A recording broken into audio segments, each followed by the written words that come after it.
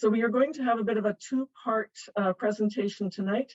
First from Josh Watt, the Executive Director at the Manitoba School Boards Association, who I will let him introduce himself later. And Marianne Sorelli, Josh will be introducing her as well. And the last bit is both Josh and Marianne, they will take questions at the end of each of their presentations. So if you'd like to just jot it down and be prepared to ask those questions at the end, we found that format worked very well last time, so we'll be doing that again this time. Okay, I am going to turn it over then to Josh Watt. Thank you so much, Janice, for that introduction. And it is my pleasure as the Executive Director of MSBA to welcome two star candidates who have been with us for a number of years now. And the first one is Nicole Chasky, and she's a trustee with the Fort LaBosse School Division, which is located in southwestern Manitoba with its capital in Verdun. And Nicole is a proud Dakota member from the Kanapuapa First Nation, and she is readily agreed, as she has on so many occasions in the past, to set us off in a good way here tonight. And so I would invite Nicole now to join us in order to bring the blessing to start off tonight's ceremonies. Thank you. Good evening, everyone. My name is Nicole Chowski. I'm from Chinipuakwa, Dakota Nation. And I was given the tobacco today to start off the meeting with a blessing. What I'm going to say in my Dakota language is wishing everyone good health and a good life for our children and for the people that are looking after our education and for all our people around the world. So if, I'll start my prayer now.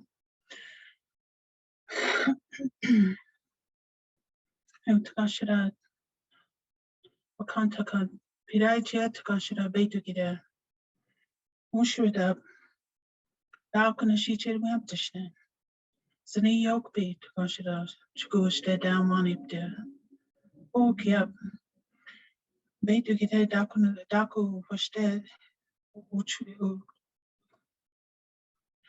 Daku Hosted no Uchumpia them. Shichacha Hana Takashira Hana Ushida down there, Zini Yokpi down, Mani Pia Takashida, Moshe Hochia, Takashida, Midakuas. Thank you so much, Nicole, for that. It's always important that we remember why we're here. And certainly when you have set us off in a good way in the past, we know that good things follow. So I've already introduced Nicole, who will be reprising this seat in order to walk you through some of her experiences as a candidate and a trustee serving from an underrepresented community. And the second guest who we have joining us this evening is truly a history maker in the province. Greg Mcfarland is now chair of the Seven Oaks School Board, and he is the very first Black school board chair in our province's history. And Mr. Mcfarland was first elected in 2014 and subsequently elected twice. And he will be, unfortunately, leaving the trusteeship as he is running for MLA. So without further ado, having introduced Greg and Nicole, I know that they'll have some important perspectives and insights to share with you about why community voice matters and why local voices making local choices must be representative of all groups in the community, whether or not they are from the majority or from minority communities. Good evening, everyone, again. I joined the Fort LaBosse School Division way back in 2008, I believe. It's been I've been there for about 15 years, and I didn't even realize it was that long. I was asked to join back in 2007-8 when the Fort LaBosse School Board had applied to the government for our extra seat to represent Chinipuakwa at the board level. So me being on the board, I'm as a trustee, I have I'm just the same as the other board members. I have the voting, the same as the voting for everything else as well.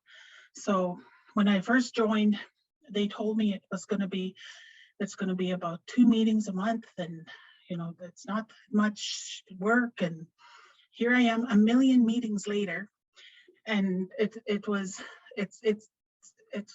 really, well, like I've learned a lot in the 15 years. There's so much to do within education, within public education for our community of Chinupawakpa, and for all of Fort LaBosse. We meet twice. Well, when I first started, we met every Mondays, and that was like 4 meetings a month or so after that. But when I joined because I was raising my sister's girls at the time, and I never understood how education worked. I never understood, like, it was always just going to school and coming home, and there was a huge amount of information behind running a school division and running our education system. So when we started, I realized that our kids from Chinupawakpa and all the other kids are all treated the same. We're all the same under the Fort LaBosse School Division, and what the board and what the school teachers, everyone wanted the same for all the kids. They wanted all the kids to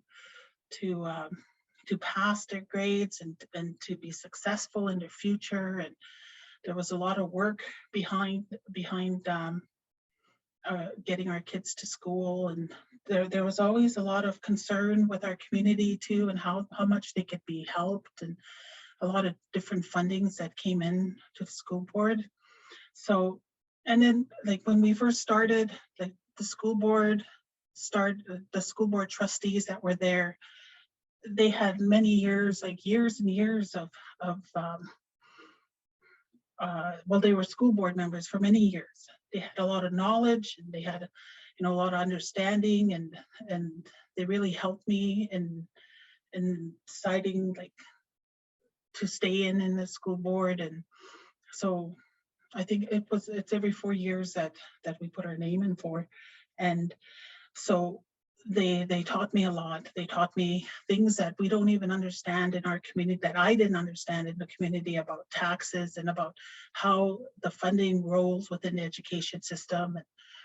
And I learned a lot in the committees too. I learned all the things that's happening within our education, what the teachers go through, what resources we need, all the extra work that behind the scenes, that all the work that's being done is enormous in school divisions compared to what we see as the kids go off to school and come back. And there's a lot of policies and a lot of information that comes out all the time from government, and it's not just like the school board sitting there deciding and saying that this is what we want. We have to answer to the government as well. We have to answer to taxpayers, and there's a lot of people we have to answer to. So there's always a lot of discussions at our meetings about every little thing. So during the meetings there that we have agendas, and I always think that when we sit at the meetings, that the smartest people in the world are the people that handle the funding within our school divisions, the secretary treasurers, because geez, they could go through all our finances and explain to us everything, like, in order for us to understand. Because me coming in at the school board level, and at the time I was working as a probation officer, and I was working in justice, and this was a whole new world, this education system. And our secretary treasurer was very knowledgeable. He knew all the stuff that we needed to know, and to explain to us what was going on within the school division. So it helped out a lot, in our board chair and the rest of the board members. So it's a lot of learning, it's a lot of time, it's a lot of reading, it's a lot of understanding too, because there's nowadays it's not the way it used to be in school. Like, there's so much things are changing when it comes to kids coming to school. It's not, there's so much children in need. There's, you know, I mean, there's a lot of understanding and caring that we have to do in order to try to help every single child that comes through those doors. So it's not just that too. Like we talk about transportation, and we talk about the buildings, the building, like how to maintenance our buildings, and it's a lot of work. It's a lot of information that we go through to make sure that everyone is safe, that come to the schools, that everyone gets there and goes home, and there's a lot of policies and a lot of information that we have to talk about. So it's a huge amount of commitment to join, but it is really rewarding. If you were to go in, I was welcomed and helped out a lot. So it was really a good experience. I'm going to put my name in again for the next 4 years, but if someone else does too, I mean, that would be really good, because then this way we'll have a little election in our community and more people would know, because all this information we try to bring back and speak to the parents about and explain to them about what's going on. And it's really hard because everyone is so busy. Parents are so busy.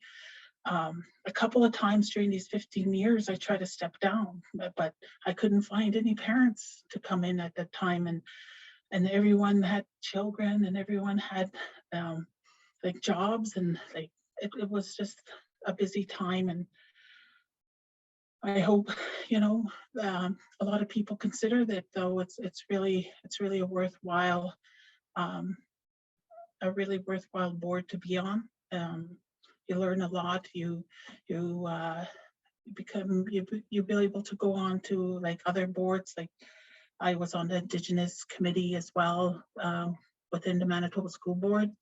And then from there, I got asked to get into another committee with the IDAC committee within the government. And then you go on, and then you learn more things about what's going on and how the governments are making their decisions on Indigenous education, and then on the province. And then because we're in First Nations communities, on how the federal government funds are part of the education and our tuition, and it's all like there's never enough money. There's always like we try to do the best we can for our kids. So yeah, it's a lot of work, and it's really rewarding. So if you want to run, I would suggest you do, because it's very good. My name is Mcfarland. Right now, I am the chair of the 7 School Division. But I think the way I'm going to use my words today is basically tell you my story, and then from there, go on how I ran, why I ran, and I think Nicole did a great job of telling you exactly what it's like being as a trustee, and what the role of the trustees is. So I'm the type of person where I don't usually mince words, so I'm just giving you the bare bones on how I ran, why I ran, and kind of give you some ideas on what you can do to be successful in your election, because everybody's goal, everybody's direction is going to be different. So my story is different. So I got heavily involved in the management side of things when it comes to construction, electricity. I went off to be a foreman, to a shop steward, and then I was appointed as a union rep for the electrical workers here in Manitoba. So my primary job was to bring in new young workers into the workplace and kind of vet them to see what their goals and desires were to be in the trade. And what I was finding at this time, I was about 28 years old, is what I was finding was some of these kids and students that are coming into the trade. I found that there was a disconnect on what was coming out of the school system, because it seems like they didn't know what 8 hours work for 8 hours pay was. Some of them were entitled. It was I had a lot of questions that challenged me to find out what exactly is going on in our education system. So while I was a rep with the electrical workers, I did get myself involved in other labor organizations, different committees, labor councils, both appointed positions and elected positions, and that seemed to be my base in my community, and where I found I was making the most difference. So at that time I got to a point in my career where I was, married and just had a son. So I figured, instead of me asking those questions, why don't I put my name on a ballot and see how I can make that difference? So what I did is I obviously had a lot of labor ties. I had a lot of community ties too, as I coached basketball, and I was heavily involved in the community. And I think we as trustees, that is the key, is to be part of the community. We are elected by the community to be a voice for the community. So we have to make sure that we be a strong advocate for the community. So that's something that's very, very important to me. And I'm gonna stress that a little bit more. So then it came down to, well, how do I run? And so I said, okay, so first thing I said is okay, now I'm putting my name on a ballot for what I can contribute to the board and to set myself apart from some of the other candidates. Now, I'm going to touch on the diversity piece as I go, but I decided to figure out, okay, I got connected with the community. I obviously have a strong labor support, so I was able to get their endorsement, to get those people resources, the people that know how to run, to organize and help me out and point me in the right direction. I got my pamphlets put out, got my a team of, and you have to have a team of people that can come out there and support you, and you also have to build allies. So build allies and try to find what your messaging is going to be that's going to set yourself apart from some of the other candidates. So let me look at my notes here. So that's really what I did, and went out there, knocked on doors, held a very positive attitude, because what I was trying to do is let everybody see me for me, not the color of my skin. So it was kind of, at that time I was very paranoid about the color of my skin hindering me from being successful, and it's still something that is always on the back of my mind, which is why I try not to present myself as some kind of a token of sort, but I was elected because of my commitment to the community, what I want to do on the board and what I can bring to the board. Because you have to figure, when you run, what is it that you have that you can contribute to the board to make it the best that it possibly could be. So with me being, from the trades, I was able to get onto the board and, be an advocate for, we know a certain percentage of kids that graduate, some go on to post-secondary, some go on to career, but what is another direction for them to do? So we were able to expand that program, and I was able to, build those connections. And now we have a very robust continuing vocational education program within our school division. So that's kind of what I was able to bring to the board, especially also with my labor ties and my labor affiliations. I was able to be active part of the negotiation process. Some of the HR issues too, I was able to really advocate on behalf of that. So that was my niche on what I'm able to bring to the board. And just to touch on now touch on some of the diversity aspect of things. I think I'm going a little bit further to the actual election process. So I was able to run. I was able to be successful in 2014 and to get on the board. And when you first get on the board, if if you think that you're just going to go in there and have an agenda and you're just going to get things done and you're going to pound your fist and say that I want to change this, I want to change that, and I want to change that, it's not going to work that way. You have to build consensus. You have to find a way to articulate your point on why your idea might be a good idea. And you have to be able to, find a way to build some consensus with some of the other trustees, because you're not always going to agree. And so in order for you to find a way to not be kind of combative, is you have to listen, you have to not turn anybody away, but you have to be able to be convincing in how you want to present things so that other people can think that your idea is going to be a good one. So just to tell, I'm not sure how much time I have, but just to tell the story is when it comes to actually having those diverse voices on the board, that was one of those, obviously with some of the things that were happening in the world right now, we needed people of diverse colors and of diverse backgrounds to be running for office, for a political office. We saw in the last few years, we saw the election of the first Black MLAs, the first Black city councillor, now the first Black school board chair in the province. You've seen all these different changes, but we also saw the first Black chief of police. So we're seeing a change and in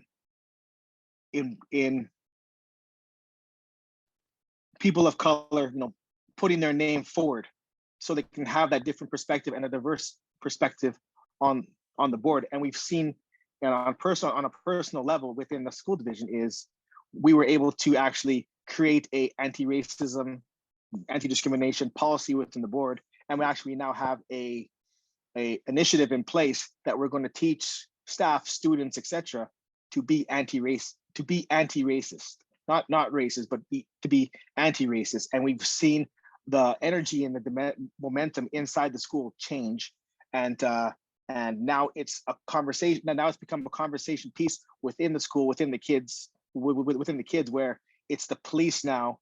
Sorry, it's the kids now, basically kind of policing themselves, if you want to call it that. So if they see something, instead of the teacher correcting it, it's the other students correcting it. So we've seen some great success in that. So this was my rationale process of run, but it's all finding out what it is that you have that you can bring to the table. Whether and I think that the key thing you have to realize is you have to have some kind of vested interest in education. I went to run because I just had a child, and I want to make sure that I can give my kids the best resources that they get in school, And so when I went in there and I worked with them, and I was able to see how the education system works, and I was able to see how I can impact some of the decision making. So when you're running, you have to find out what is it. Why should the residents vote for you? And you have to find it, not just put your name on a ballot, come up with the reasons why they should vote. They should vote for you in particular. And if you're, and this is, it's very straightforward. If you're just doing it because you have a high education, or if you're just doing it because you're retired and you want to do something, please don't run. You have to have a vested interest in the education system, whether that be you have kids, whether that be you work in some kind of organization that it focuses on the future. If you're just doing it to bump up your pension, or you're doing it because it's just a stepping stone to go do something else, please don't, because we had that Bill 64 that was presented to us, and that should have shaken every trustee that's elected right now to find out, to figure what is it that you're doing. Are you accountable, and is this something that you should be pursuing? Because there needs to be a shift in the governance process in the province, and it has to be inclusive, and it has to be relevant. It has to be really, really, really, really relevant to the education system. So I challenge some of the elected trustees now to think about that moving forward and to really focus on the future, because that Bill 64 could have gone terrible, would have changed everything in the negative. So I'm just, you know, I really instill upon you that when you do run, you run for the right reasons. You run to make a difference, and you run to really make some significant changes within the school division. So I'm not going to go much longer, but I'm going to focus on this. One last thing is that when you are campaigning out there and you are running, do not badmouth the other candidates and the other board members, because if you're elected, you'll have to work with them. And it's really hard to build consensus when you've been out there and you've been saying negative things about some of your candidates and some of the sitting board members. Keep your messaging positive. Keep your and just find your own unique path. And I've been on there 8 years now. Going on 8 years now. I've seen success. I was able to be a significant part of the construction of a school that my son now attends, and I can see some of the impacts that of my contribution as trustee has been, and it's been an excellent experience. And just to correct one thing with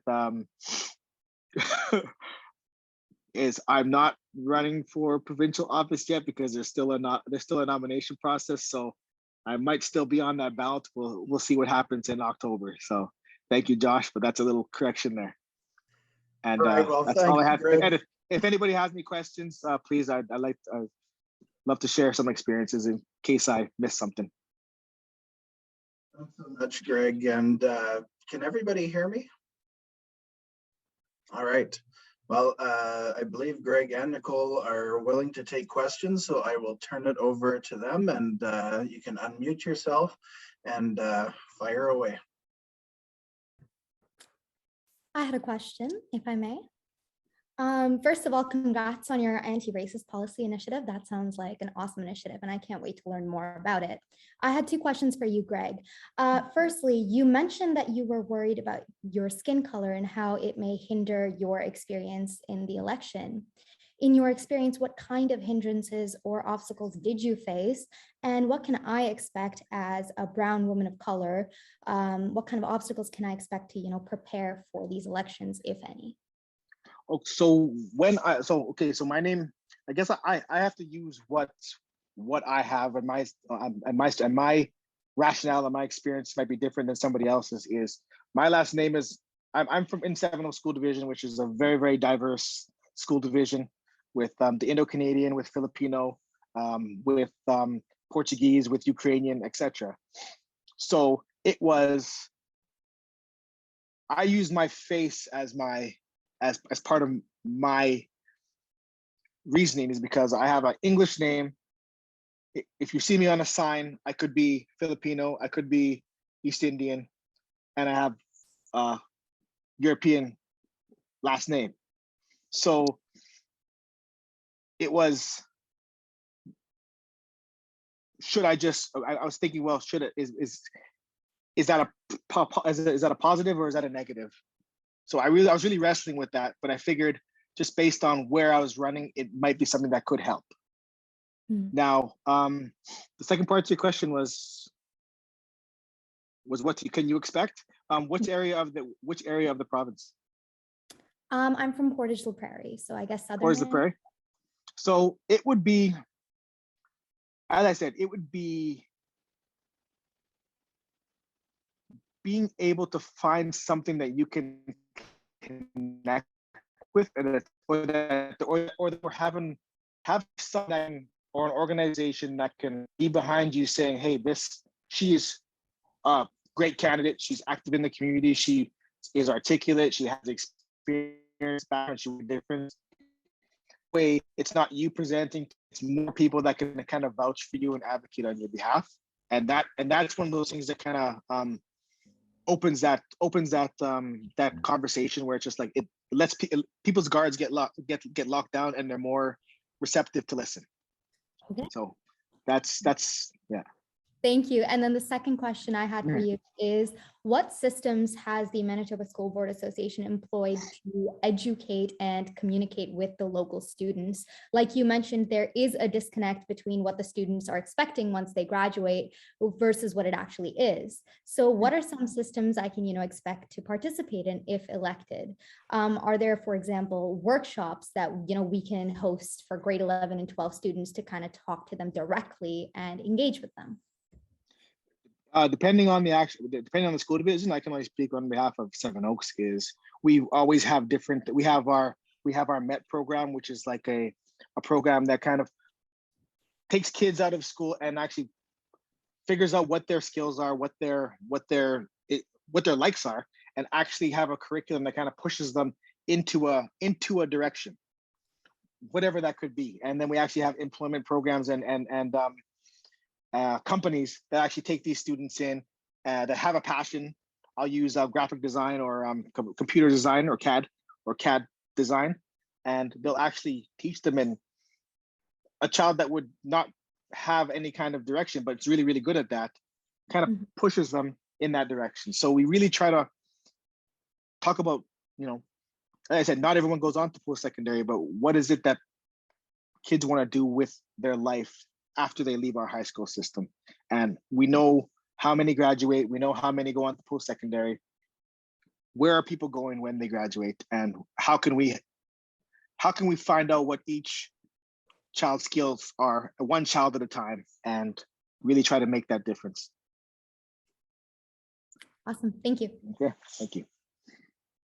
That point, Greg, I would also just add that during the Bill 64 advocacy campaign, part of it was focused on a series of, I guess, small snapshots of programs that were developed specifically by school boards to better the educational experience of their local communities. And that was called This is Local Choice.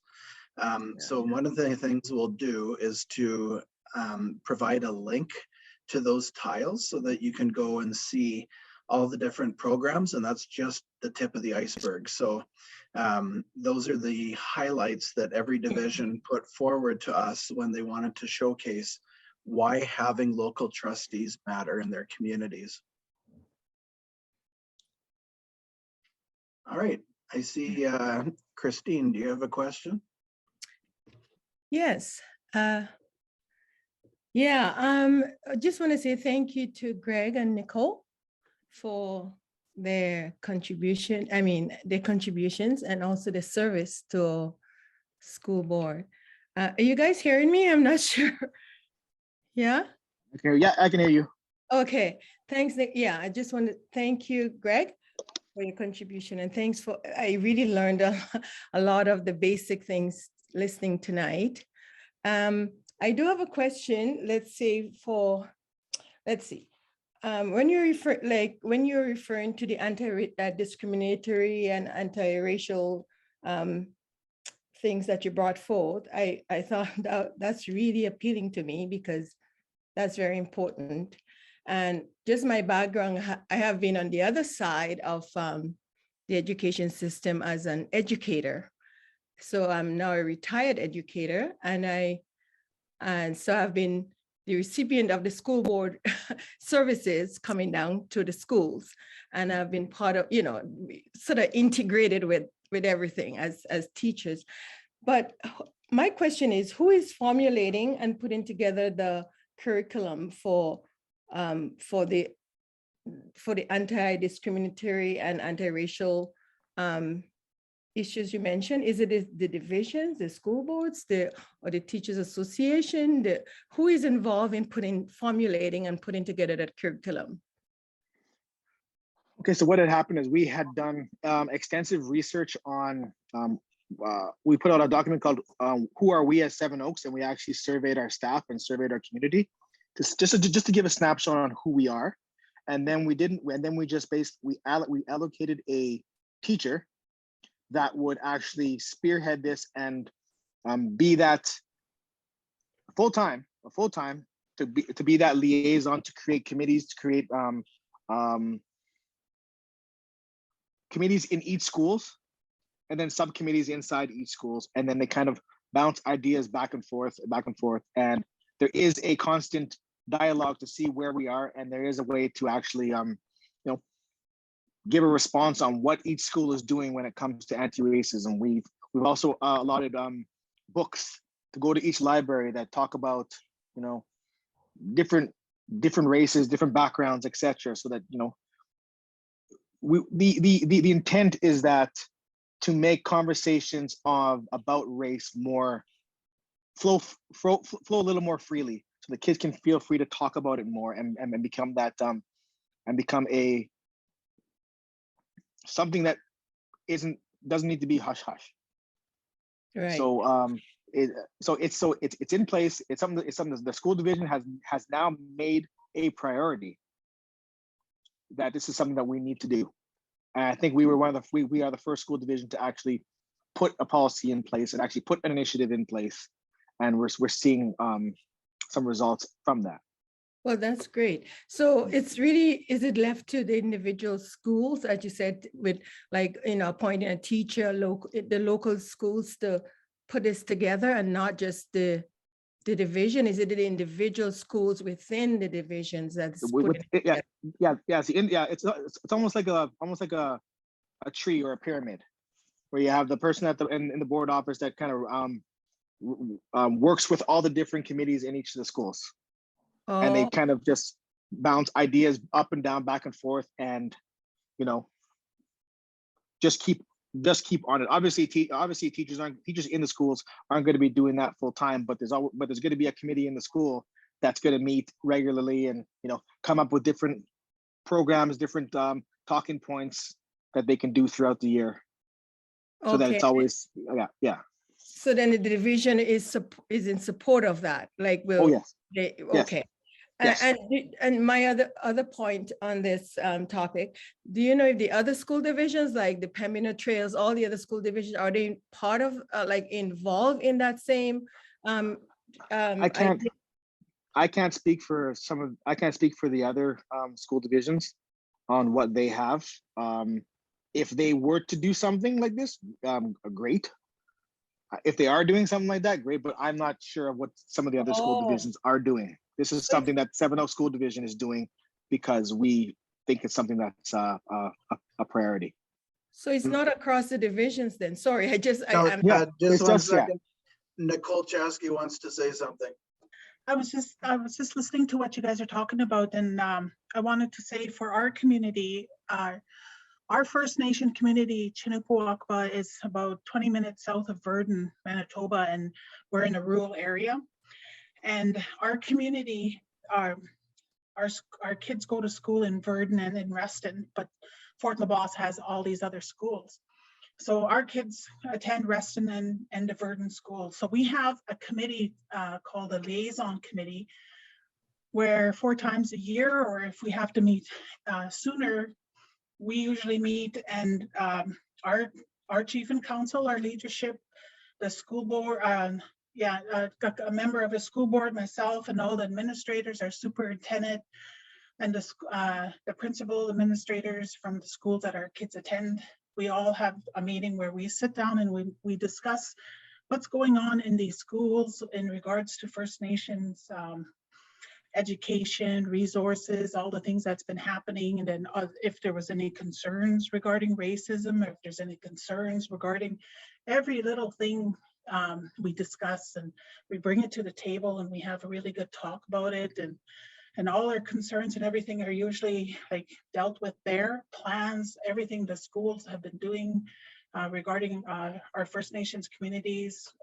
We have once a year we have a powwow that the junior high would host, and that the kids from all of the schools in Fort LaBosse would attend. And there's so much things way back from when I was in that school, in growing up into those in that school division, that the school division has been working towards with our community in regards to our culture, our language, and even in the hallways they have a lot of things hung up with our language, when it comes to different colors and different sayings and things like that within the Dakota language. So our school, it works really well with our community, our school division, and that's what we have. We have a liaison committee, and that's what our school division does. And we address a lot of things, and racism is one of them too. So I just wanted to share that. Oh, that's great. Yeah. That's great. Nicole, I have a question for you. Okay. I just thank you for sharing that, because it's great to see that your community is implementing these anti-discriminatory. I just wanted to ask Nicole something. Is it possible? Yes. Okay. How many times do the trustees meet for committee meetings over and above the regular scheduled meetings? Like, I'm sure there are some regular scheduled committee meetings, right? I mean, school board meetings. Yes. Yes. Oh, How about the committee meetings? Sorry. I recorded. We used to meet every Mondays. We would have our board meeting, a committee of the whole meeting, which is in-camera meeting, plus our board meeting every Monday evenings. And when it depends on the time and what we were discussing, it could go into like 10, 11 o'clock in the evening sometimes, depending on budget time and all these different things. So on what we're discussing. And then we have our liaison committee meetings, which is 4 times a year. But if somebody had any issues, we would call a meeting. So everyone is usually trying to make themselves available to these meetings. But a lot of our committees now has been cut because due to government funding and stuff like that. A lot of traveling, a lot of things have been I guess had to be cut because of this, because of what's going on within our government. So now we try to discuss everything as much as we can within our board meetings, within our committee of the whole meetings, and we try to bring everything together. It's a lot of work, but we're doing the best we can with what we have. So I just want to clarify. So the committee meetings and the board meetings usually take place at the same time, happen sometimes on the same night or same day? Yeah, same night, like 6 o'clock, we start our committee of the whole meeting and it goes to 8 o'clock. And then we have our discussions and everything. And then when our board meeting comes on at 8 o'clock, and that's when we pass our resolutions and everything else, what we discussed at a committee of the whole meeting. Oh, so sorry. So it makes for a longer evening, but yeah, yes. Oh, and but it's cut into twice a month now. Okay, so on average, sorry, I'm very curious because I'm so. Well, all school divisions are different. Yeah. Oh, okay. Yeah, okay, this is okay. Fort LaFosse. This is what we're. Right. Yeah. Yeah, got it. Okay, so, but on average in a month time, like how many times per month would your board meet? Like twice. Okay, twice. Okay. So it varies with the other school. Okay. Yeah. Well, thank you, Nicole, and thank you, Greg. You guys have been very helpful. Are there any more questions? Thank you so much, Nicole and Greg, for that. And if anybody does have any further questions, I do need to move it along, but we will hopefully have time at the end of tonight for any further questions. And of course, if anybody has any questions at any time during your campaign, you can always send those in. I believe the email address is provided at our elections website, and we'll be certain to forward your questions if they are addressed either to Greg, Nicole, or Marianne tonight, or to myself. We will do our best to provide a response to you in a very timely manner. So with that, it is my great pleasure to introduce a person who needs no introduction. Marianne Cirilli is a true trailblazer. In fact, she was one of 150 trailblazers, according to the Nellie McClung Foundation. At the time that she was elected as an MLA, following a career as a teacher, a school counselor, and an athlete, Marianne was the youngest woman ever to be elected to the Manitoba legislature. After that illustrious career fighting and championing for social justice and equity, Marianne became a change management consultant And we're happy to have her with us here tonight. She has run for mayor in the past. She has won multiple terms in office at the provincial level. And so without further ado, Marianne Surley on the topic of campaign strategies and tactics and fundraising. Good evening, everyone. Really pleased to be able to join you tonight, and thanks to the Manitoba School Boards Association for inviting me.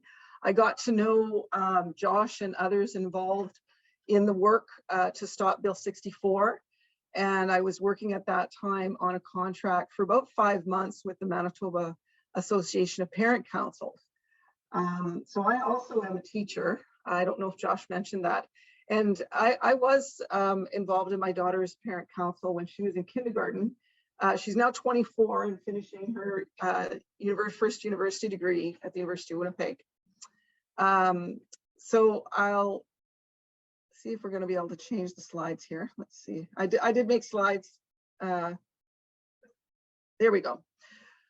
So what I'm proposed to talk about with you this evening to help you prepare to run in the school board elections this coming October is to kind of pick up a little bit on what Greg Mcfarland talked about, is getting you to consider why you would run, why you would want to get elected, what's your motivation, your vision, and your agenda. And then to help you really think about who are your people, who are the people that you know in your community that would support you, that would help work with you. And in some communities, you really do need to build a team and run a full campaign. In other parts of the province, it's not going to be as important to have, you know, a full campaign in some of the things that I'll be describing tonight. So you'll be able to gauge it to the community where you live. And I really emphasize working with the community. So when I was an MLA, I was elected for 13 years. I really loved working in the constituency on issues, working with parent councils, working with starting tenant associations, working with, you know, all sorts of different groups, childcare boards, you name it. I really enjoyed doing that. And my background is in community development, and that's the kind of consulting I do now, is working in community development. And I will talk a little bit about governance and what school boards do, and your approach. Greg and others also talked about working collaboratively and working with the community. So I'll talk a little bit about that. And then at the end, just to talk a little bit about being strategic in terms of your campaign design and planning, specifically about how you raise money. So hopefully it's helpful. I don't think I need to spend too much time. This is just a slide to introduce myself. I will say, though, that I have worked a lot in education, in government, and I worked at Techwalk High School as a guidance counselor. I recently was teaching at Red River College. I was there for about 6 years. And I've worked on 3 high school or school reviews now, including one in the 1990s when they tried to eliminate recess. And we convinced them that that was not a good idea to do. A little bit about my motivation. I now really focus at the systems level, but I'm a health teacher, and I'm really focused on what makes people healthy. What are the things we need in our communities and our systems to make people healthy? So this is just a little quote about, if the system is making people sick, should we attempt to cure the people and place them back in the system, or do we change the system? And, you know, the education system, it's almost like everyone thinks that they're an expert because we all went to school for about 13 years. So, you know, it's really important to learn about the system that you're going to be responsible for leading if you become a school trustee. And the other little clip there is something I had on my desk. Since 1992, when I was an MLA, the first term, I was responsible for the environment portfolio, and understanding the connection between our own well-being and the health of the environment is also something that really motivates me. So what motivates you? So why would you want to get elected or re-elected? What's your vision for education? So in the short amount of time that we have on this panel, like I'm basically wanting to maybe pose some questions for you to think about as you develop your agenda and how you want to present yourself as a potential school trustee candidate. And really encourage you to learn more, if you don't already know, about child development and learning. Like as an educator, I'm supposed to understand, and I think I do, how do people learn? You know, what are the conditions? What are the factors that contribute to success in education? And then because you're going to be in governance role, you need to understand about how governments work and how governance works in a school board level in particular. And then what do you want to change or initiate? Or what are you passionate about? What are you concerned that maybe is changing that you don't want to change in your communities? And, you know, the work that was done on Bill 64 really mobilized people to very proudly stand up and talk about the importance of the schools in their communities and how they were hubs in their communities and not to be taken for granted, and all the things that, especially in rural and northern communities, smaller communities, how important the school was for, and is for employment and for, you know, the amount of procurement that goes on through school boards and schools and school divisions. So thinking about some of those things, as well as, you know, the most important thing is the education of our kids.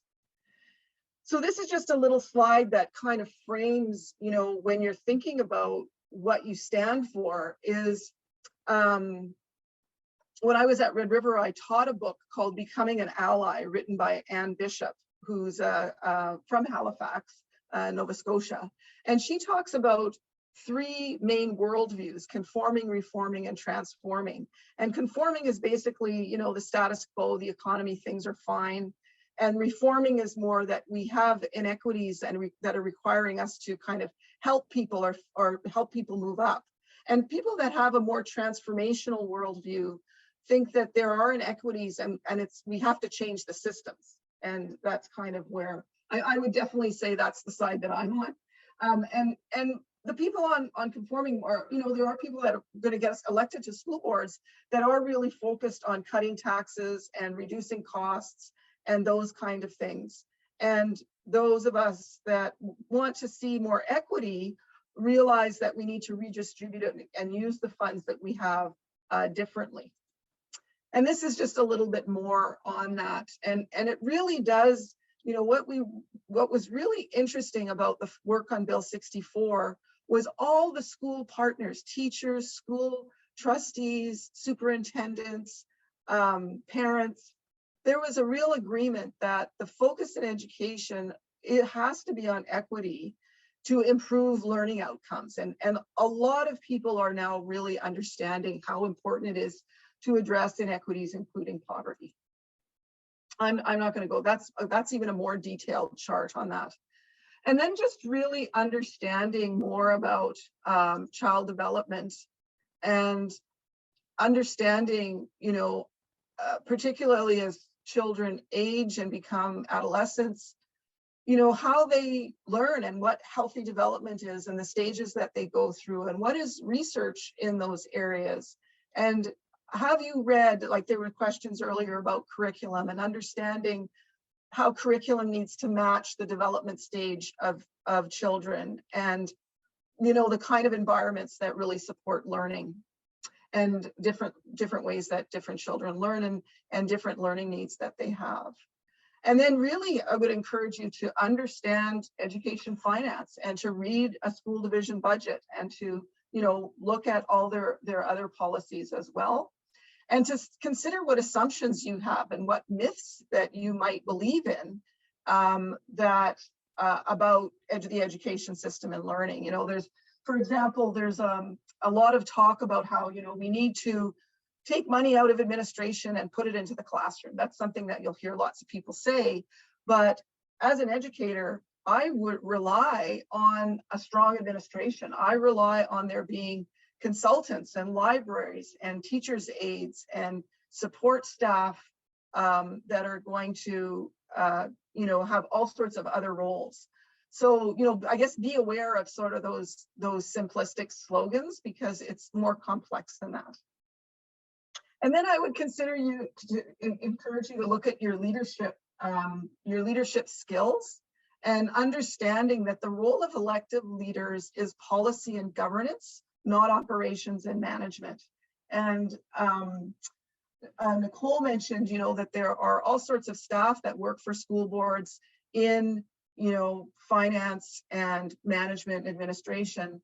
And they are there throughout, doesn't matter who the school trustees are, those positions remain.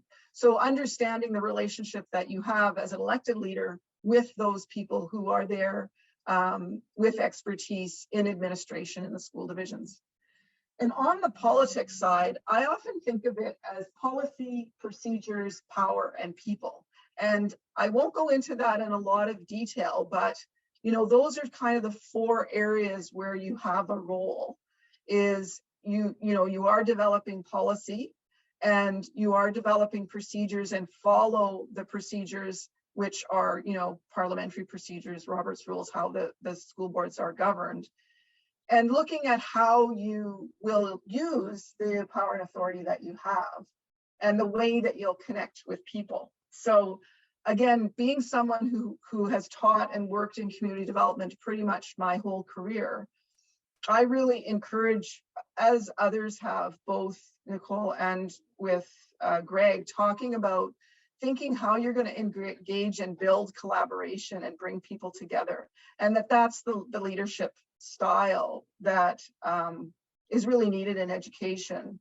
And I talk about it as moving from being more directive to moving to being more collaborative. So moving away from, kind of the telling people what to do and building agreement through collaboration and building consensus and really developing your skills in that. So this is a continuum of engagement. And, the work that I do is really trying to move into this collaboration area. So, when you are in the role of a school trustee, you're going to be working with all sorts of different stakeholders and community parent councils, groups that are advocating for children with disabilities or Indigenous students, or, there could be groups that are advocating for certain languages and cultural, based on the cultural in that community. And this really gets at, the governance style to move from where people are just informed of decisions to where they are maybe consulted, but there's no guarantee that what the community says is implemented, to where they're involved, to this area of collaboration where people really have a hand in making decisions in collaboratively in the school division. And this is just another way to look at that, is this: when you are elected, do you see the people that you represent as passive? Local residents are seen as passive in that where things are more directive. And then often it's reactive, where something, people really aren't paying attention. And then when something bad happens, all of a sudden they rise up and and then when that is over, they kind of go back to being passive again. And really what we're trying to do is work with community organizations so that they participate and have more empowerment and real input, especially, with the talk of anti-racism policies and efforts to include more diverse populations, to really seek them out and have them be empowered to have input, which means they need resources and support and time and those kinds of things. This is a little something that I developed that helps you think of your style of how you're going to work as a leader. If you are going to be that person that is more want control and authority, or more on the top here on the right, more sharing power, and then being someone who's a power broker, making deals, seeking favors, trading, taking turns. And then there are people that are in politics, they just avoid conflict or anything, and other people that give it away. And this is just another slide that really demonstrates the continuum of moving towards this collaborative. So I call it, moving away from turf and moving to trust. And and this is some more just on collaborative governance and moving towards more participatory budgeting, to think that, as a school division, some of the school divisions have very large multi-million-dollar budgets. And how are you going to get input into that budget from your community? So that's something I'm really working on now to help any level of government move to a more collaborative and participatory way of governance and budgeting. And it really does take a shift in the mindset of, moving from profit or, focused on that idea of finance as a means to an end and purpose, like really focusing on not just the money, but what's the purpose in education. And then focusing on shifting from hierarchies to more networks. And that's, that collaboration model, from control to empowering, from really rigid planning to more taking an experimental view, and being more transparent in your governance. And that you can develop these skills. This may sound like a lot, but I'm a big believer that anyone can build leadership skills like this. And so this is another really significant tool is an Ojibwe wheel, medicine wheel, or sacred circle. And what I love about this is it really gets you to think about working at the individual level, at the community level, and then at the systems level. And when you're elected as a school trustee or any other level, that you're going to be helping individual children and their families. You're going to be working at that community level, but then you also have to think systemically at that, big picture level as well. So there might be some questions about that. That's sort of more philosophy and encouraging you to think about how your leadership style. And now we're going to talk a little bit about campaign planning and thinking about, really getting a sense of your community and what it will take to be successful. So it's really at the beginning for you to spend some time reflecting, and then to think about building support, making a list of all your circles and the people that you know, so that you can create a bit of a database, a bit of a list of people that you know. And then to think, like we've talked a lot already about a platform, what you will stand for and what you will work towards. And thinking about how you are going to outreach and connect with people. Again, in some areas of the city, school trustees run full campaigns. They have campaign managers, they have lawn signs, they have phone banks, and they hold door knocking. And in other parts of the province, it's not quite so organized. And you do have access to a voter list and can do street by street organizing. So just encouraging you, when you think about your connections in your communities, just some suggestions where, where do you have relationships, and where would you need to build some relationships to get support to be elected. So here are just some ideas of different, sports teams, childcare boards, different faith groups, not only your own, but possibly others, and then diverse groups of parents and families, as well as professional associations. So Greg talked about, getting the support of different labor unions, teachers, bus drivers. There's all sorts of TAs, there's all sorts of staff that work in school divisions where you can talk to them about getting their support, as well as any businesses in your community. And then really thinking about, in your community, what is the kind of election communication that you're going to require? So you're communicating who you are and what you stand for, but the communication channels can really vary. So you can do canvassing, which is, door knocking, or doing phone calling, using email and email signups, and then having some community meetings. In this day and age, most everyone has some experience with social media. I mean, there are a lot. I have elders in my family who have never had a computer or an email address or anything like a Facebook, but lots of people do use social media. Signs, whether it's lawn signs or sandwich boards, on the side of roads, and banners, those kinds of things. thinking about the print material that you will use, like how are you going to represent yourself with having even some materials. It may not be, you know, blanketing your whole community, every house with a leaflet. That's very expensive. And then it isn't expensive now to get a website, and that is something where people can learn about you, and you can get people to go to that website through other tools like email or social media. And then of course, having ads in local papers or in parent newsletters. There's many other, you know, news vehicles like that in different communities.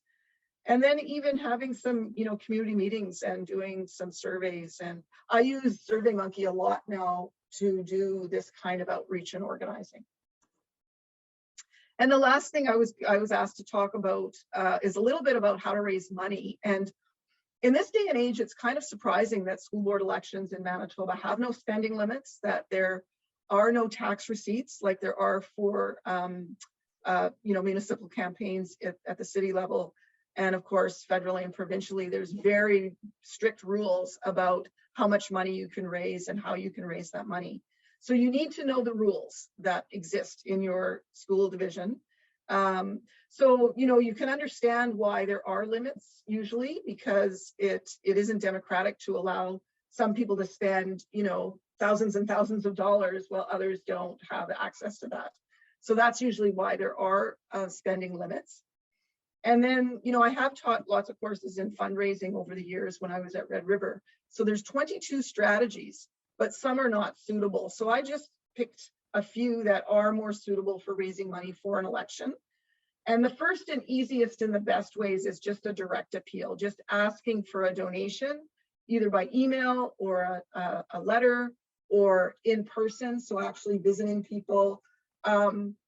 And then this whole area of crowdsourcing or using digital platforms like GoFundMe, those kind of things, new technologies to raise money. I think more and more that's completely fine as a way of raising money as a school board candidate. Having events are good because they bring people together, but they also take a lot of energy and time and resources. So you have to consider, you know, what's the payback. Merchandise or, you know, having products. And, you know, even with the Bill 64 campaign, there were groups that were selling the signs and then having, you know, you can sell other things like t-shirts and things like that to raise money. And there's lots of different, you know, ways that elected officials raise money. And, you know, you have to judge if raffles or other gaming are suitable in your community. And other events, you know, or activities. And maybe that's something that usually happens after the election if there is any campaign debt. So hopefully that gave you some things to think about. I'm quite happy to answer any questions and see, and I'll stop my share so I can see who's on the call. Hi, thank you so much for that. That was a great crash course. I'm a teacher in a division other than I'm running in, and I really loved, where did I write it? Your inform, consult, involve, collaborate, empower loop. Yeah, that's the continuum of community engagement. Yeah, it's like, it's good pedagogy too. So I was like, oh, that's what we do in the classroom. I have just a really kind of practical question. So for a ward that does have like, I anticipate some competition, what do you think is a reasonable number of people on a campaign team for an election like this? Yeah, you're going to have to decide, you know, how much of that you're going to do in terms of canvas organizing, but usually you go by the first of all, there's leadership positions like a manager, a fundraiser, someone that's going to maybe help with communications like making pamphlets, someone that has some experience with that. And then the whole voter contact. So being able to have someone that understands how to organize, going, you know, targeting where you're going to go door to door in different polls. So, you know, in some areas you might go door to door, and others there might be some phoning, others there might be just a drop. And then having some volunteers that are going to help with that, you know. Like I said, where I live in Winnipeg, school trustees have signs and that, but in others they don't. But you know, things like sandwich boards or banners, they're really great for being able to just make sure people know that there is an election and you're running. You know, that you do have to have some ways to look at that. So to give an overall number, it's difficult, but to think of it in terms of those roles that you have. Okay, thank you very much. Okay.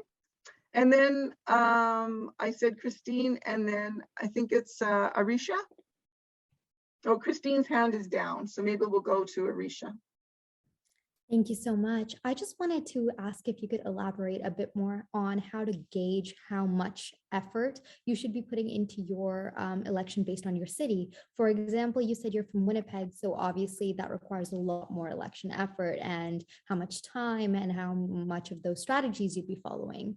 I was wondering, what are like strategic methods I can use to gauge how much of that I have to do in my city, which is smaller than Winnipeg? Yeah, that's a really good question. You know, I would say probably start by talking to some other folks who have run in your community for school board, and to kind of see what they did. And then, like the other person just asked, like if it's a lot of school trustees have gotten in by acclamation in different areas, and it's probably going to depend on how many other people are running. You know, and you know, if you're challenging an incumbent, for example, then it's probably going to take a lot more work, and it is hard to defeat an incumbent. Right. Awesome. Thank you. Anybody else? Questions for me? I guess for Josh as well. He's right here. And Hebert, and then Jordan. Bighorn. Go ahead. Thank you. I guess I just have there's a lot of information. It's all overwhelming, obviously, but if you're looking to just kind of figure out what's okay to do and what's not okay to do, like in terms of like there's sign placement stuff, when it's okay to start campaigning, just finding out all the things that you need to do so you're not breaking any rules. Is there any suggestions you can make just to make sure you're doing everything by the book? Well, the Manitoba School Boards Association has lots of resources, and school divisions have, you know, toolkits and guides for trustee candidates. So read all that material. There are rules about when you can start campaigning. So yeah, there are, and I don't know what that is off the top of my head. Josh might know what the time frame is, or yeah, September 14th is the nomination, and then oh, and it was in the last webinar. So I was on that, and I guess I'm just more leaning towards, I guess, like, so I would be running in a Winnipeg-based school division, but I live in an RM. So I guess I'm just looking at finding out what the RM's rules are for sign posting, right? And how that might be a little bit different than what the Winnipeg bylaws are for where you can put signs. And so I guess there's a level of research into your own municipality on top of the division. Josh is just saying, there is also a School Board Election Act, so that you can review those provisions. And people do know that if you're a teacher, you can't run in the school division that you're teaching in. So then but you can definitely run somewhere else in another division. Where you live, but you're not where you're teaching, or the other way around. But things like that then would be consistent across, I guess, school board rules as opposed to RMs or. Yeah, that's across the province. So that's what I was saying, is just, you know, research and read the manuals that are prepared for you to answer all those questions. And there's those resources are available. So then we have Jordan and then Patrick. Good evening, thank you. And this has equally been very informative. I just wanted to maybe just pick up from last week's presentation, and just to clarify, kind of a two-part question. And so the first part is just in terms of clarification from last week, and then what I've learned tonight. And just to effectively kind of be present on the ballot in October, it really is only the certainly some of the criteria you mentioned earlier, but the I think there was it 20 some individuals that would nominate you or have you on a nomination paper. Is that correct? 25 signatures on the nomination papers.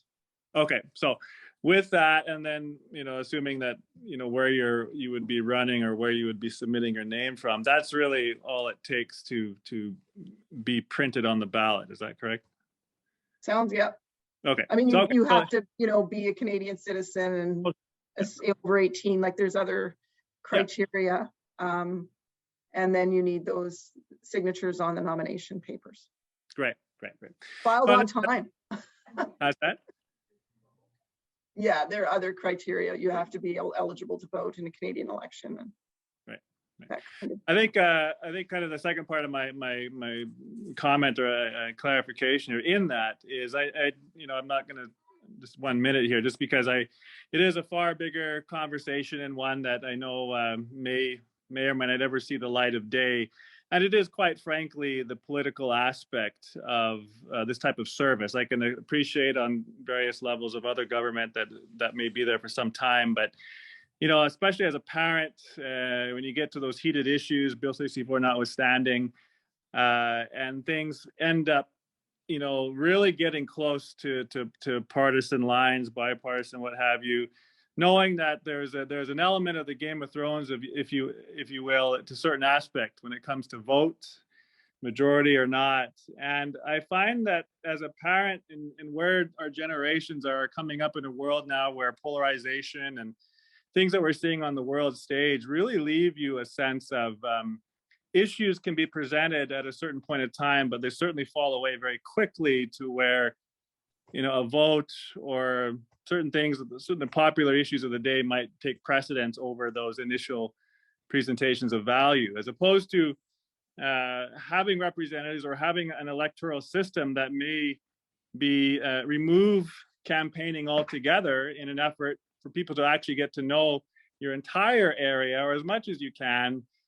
And, if you were to have everybody in your ward, which would be quite a long delegate list perhaps, but nevertheless, you're going to have 6, 7, 8, 9 people voted for at the end of the day. And that may have the qualifications there or not, but maybe would not also bring with it what campaigns can bring, such as the fellow earlier who talked about, don't badmouth your people who are running with you or against you or so forth, which. So Jordan, I'm getting the sense of what you're getting at is that's why I kind of included so many slides that focus on leadership, style, and collaboration, because it's kind of echoing some of the things that Greg said.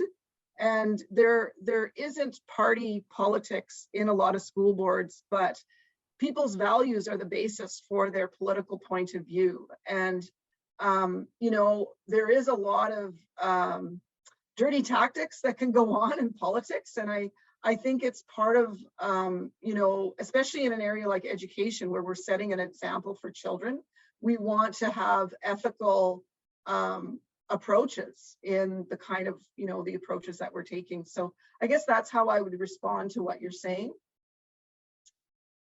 Is that fair? Thank you. Okay. Let's go to Patrick. I think, there you go. Gotcha. Unmuted. Question about fundraising.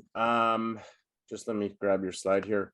There's no spending limits like in provincial elections, federal elections, but are there any kind of fundraising rules surrounding like corporate donations? There aren't. And I know this from my experience of running at the city level in Winnipeg. I was surprised that you can get donations from all over the country, from the United States. Like it's this may be something that you all, the School Boards Association, the provincial government want to look at, because democracy really does rely on fairness in funding campaigns. And the size of wards or division boundaries is a big issue, because the bigger the area, like you require more funds than if you're a small little tiny concentrated area in downtown Winnipeg. So those are important to research, you know, what's allowed in terms of funding, but then also to consider what's going to be sensitive in your community, because I've seen fundraisers that were in bad taste that hurt the organization, or even some of the things I was involved with my daughter's soccer team. There were fundraisers where I didn't think were appropriate for a girls' soccer team. And, you know, so you do have to be considerate of those kind of things in your community, and you know, knowing your community, right, and what's going to be accepted and seen as appropriate. I just wanted to maybe answer a question that Shannon asked about campaigning in the last webinar. You can campaign right now. You can start campaigning anytime you want. You just can't get the signatures you need on your nomination form until September. But you can start telling your friends and family you're going to run and whatnot. For I guess I was under the, maybe the Josh, they can clarify, because when it comes to being able to spend money in a campaign, so if you want to distribute something that costs money to make, are there rules about that, Josh, in terms of, because that's how it is with municipal elections? No? No? They're discussing here if there's rules about that. So on if you can do things now that require spending money. You can do it now. You can? Okay, well, that's good. Thanks for clarifying that, Patrick. It's the nomination period that opens on the 14th and closes. You have to have your papers filed. Oh, yeah. So between September 14th and on the 20th are when you have to have your nomination papers filed is the important date. Nomination signatures have to be from your specific ward or division. Yeah, in your division. Division or ward? Your division. So signature, if someone's running in Winnipeg 1, there's like 6 or 7 wards. You can get signatures from anyone else in Winnipeg 1. Janice is saying she's going to get information and get back to you on that. Sorry about that. I see that there was someone else had their hand up. Okay, so I apologize if I did miss this earlier, but I was curious at approximately like how much people spend for running, like doing their campaign and stuff. Yeah, Josh is just saying that the high end for school board in Manitoba is probably $25,000, and then it goes right down to like next to nothing. So, you know, some people can get elected just having their name on the ballot. So it depends again on where you are running, which community. So for example, I am in Winnipeg, so it would be like LRSD. So chances are I would probably be needing a lot more than, you know, somebody in a smaller town with, you know, one person kind of thing. Okay. Yeah, the Winnipeg and other urban centers are going to likely have more competitive elections. Okay, thank you. And then I see, so Arisha, do you have another question? And then Rebecca. Yeah, I just wanted to ask, where is the link for the previous May 4th seminar video to watch? I'm on the website right now and I'm not sure where to find it. Josh, you want to answer that? If you go to localchoices.ca, and that's on the Manitoba School Board. Okay. So localchoices.ca is the website. Okay, awesome. And then it's just on there as the link? Yeah. Awesome. I'm answering questions. Josh has actually got the information. Rebecca. Yeah, I'm just wondering, order of operations and timelines. What do you think, or what do you recommend as far as some kind of announcement and fundraising? How much time for fundraising before like officially launching a campaign that's funded by donations? Like where do you time that if you're not financing it yourself essentially and then recouping expenses? Is there wisdom or like harm in fundraising well in advance? Yeah, I mean, you're going to need money. I mean, often, you know, for a campaign that's going to be spending over 10,000, you know, up in that range, you can also get a line of credit from, I mean, when I was campaigning, I always had a line of credit, and then you pay off the line of credit with fundraising, not only during, but then often after your campaign. But I would say if you can campaign now, like start doing some, you know, asking for donations. So write a good letter that you can give to people in the community that know you and start raising some money. And it looks like Greg's got his hand up. Hey, Greg.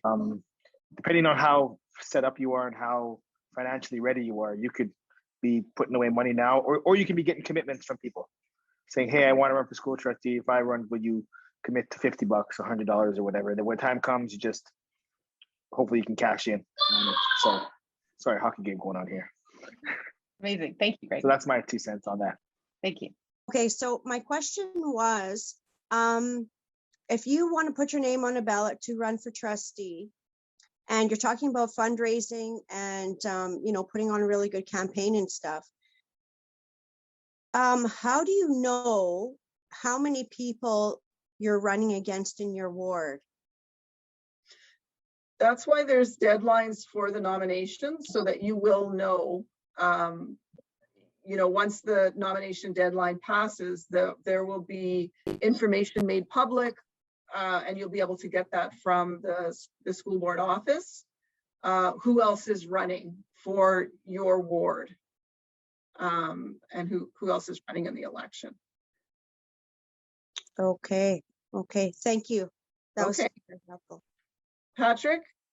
Yeah, just did you get clarification on that nomination signatures for whether it's ward or school division? Yes, we do. It's the ward. The ward that you're going to run in. Yes, the ward that you're going to run in. Because you can live in in the school division, you can run in any ward in that division.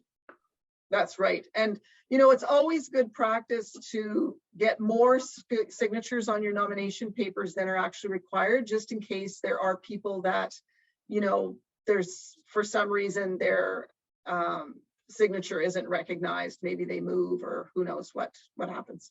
Get double. There, double. Good advice. Shannon has her hand up again. Hi, Shannon. Oh, you're muted, Shannon.